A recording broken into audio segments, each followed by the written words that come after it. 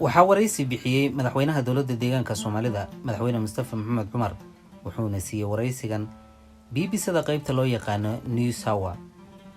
madaxweynaha dowladda deegaanka Soomaalida wariyihii waraysanayay ka hor intuusan su'aalo weydiinin wuxuu sharaxay dhibaatada iyo sida wax u jiraan.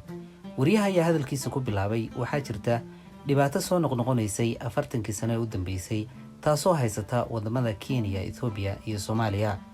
wariyaha ayaa sheegay inay jirto nafaqa darro ku dhacday caruur fara badan sidoo kale xoolo badan inay ku dhamaadeen abaarihii dhacayay. kadib su'aashiisii ayuu u soo gudbay madaxweynaha ayuuna ku bilaabay su'aashii koobaad. madaxweynaha ayuu ku yidhi waxaa la soo sheegayaa abaaro iyo dhibaato ka jirta deegaankiina iyo sidoo kale dagaallo sababay dhibaatooyin sideebay wax u jiraan. madaxweynaha ayaa ku jawaabay su'aashiisii koobaad waxaa jirta 3.4 milyan oo uu ka waday 3.4 milyan dad gaadhaya ayaa waxay saamaysay abaarta ka jirta deegaankayaga. dhibka ugu weyn annagana haysta waa kaas ayuu yidhi madaxweynuhu. wariyihii waraysanayay madaxweynaha ayaa su'aashii labaad ku celiyey oo ku yidhi dadka dhibaataysan ee xoolo dhaqatada ahaa sideebaad u caawinaysaan wax caawimaadase ma jirtaa. madaxweynaha ayaa ku jawaabay haa waan dadaalaynaa caawimaadna waan wadnaa dadka inta badanna waan caawinay balse abaarta ayaa ka tan badan caawintayada. wariyihii ayaa su'aal kale ku celiyey oo ku yidhi dadkan abaartu saamaysay ma xoolo dhaqata beeraleyba. madaxweynaha ayaa ku jawaabay haa dadku inta badan waxay dhaqanayeen xoolahoodiina way dhaafeen oo way ka dhammaadeen. keliya hadda waxaan isku dayaynaa sidii loo caawin lahaa waxna loogu qaban lahaa. madaxweynaha ayaa hadalkiisii sii raaciyey waxaan ku dadaalaynaa inaan dadka caawinno dadaallo degdegana gaadhsiino horeyna waan u samaynay haddana waan wadnaa.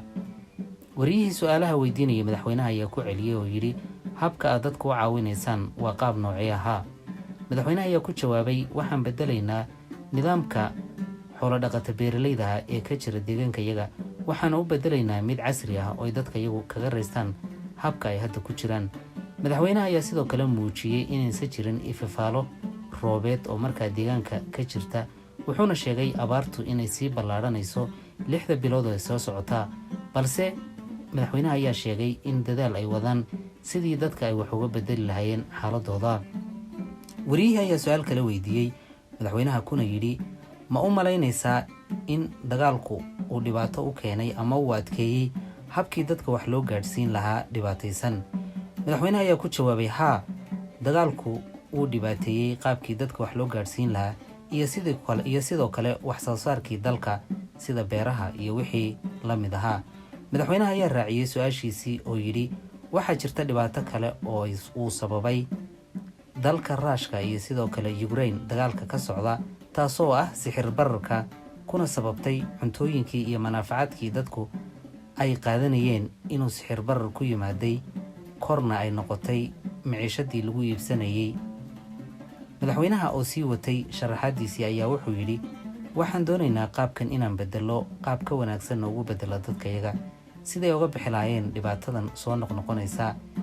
mana jiri doonto inay sidan sii ahaato maxaa yeelay caalamku wuu isbedelay cimilooyinkuna way isbedeleen waxaa loo baahan yahay hab sidan ka casrisan oo xoolaha lagu dhaqday in laga bedelo.